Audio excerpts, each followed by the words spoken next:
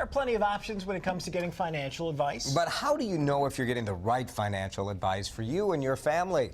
Our money expert, Bruce Helmer, joins us now with some things to look out for. And Bruce, you know, you're not here to tell people that they should call you. You just want to make sure that people make good choices with this. Exactly. Right? I'm not telling people to call me. And in terms of, you know, how do you know you're getting good advice?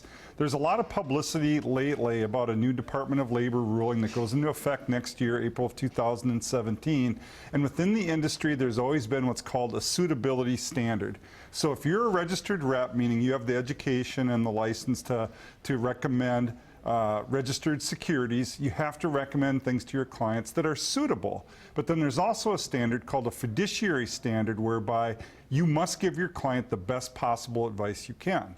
And that's kind of the difference between the two that's kind of going on within our industry. Fiduciary and suitability. Yes. Which way to go? Yes. I think there's always this question when you're looking for a financial advisor: how are they making money off of me? You know, are they trying to get me to sign up for more things so they get a bigger commission? But just how they're getting paid, I think, has to be a big factor in this too. It's a great question to ask. You know, we always talk about, you know, if you're going to hire an advisor, what questions should you ask them? And you should ask things like, how long have you been in the business, and how does your company work?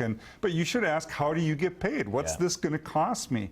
And I'm stunned how often people come to me as a potential client that have worked with another advisor, and I say, well, how do you pay them? And they go, I don't know, because there should be absolute clarity and transparency on how your advisor gets paid. And that's part of why they're moving more towards this fiduciary standard. I tell my clients, when I'm a fiduciary, I work for you. I don't work for Wall Street. I work for you. Yeah, and that's often, if you pay for the service, if you as the client actually pay your advisor as opposed to it coming out of investments, sometimes that can be a way where you know, like, hey, they are working for me. Yeah, you know, I think sometimes, and I don't want to have a bias here, you could just have a suitability standard and still be a good advisor. Still be fine, sure. But in terms of how you select as a potential consumer, I would say, if you're just looking for some advice, like your accountant said you should put money into an IRA, you can go to any advisor with a suitability standard and get a good recommendation for how to open an IRA.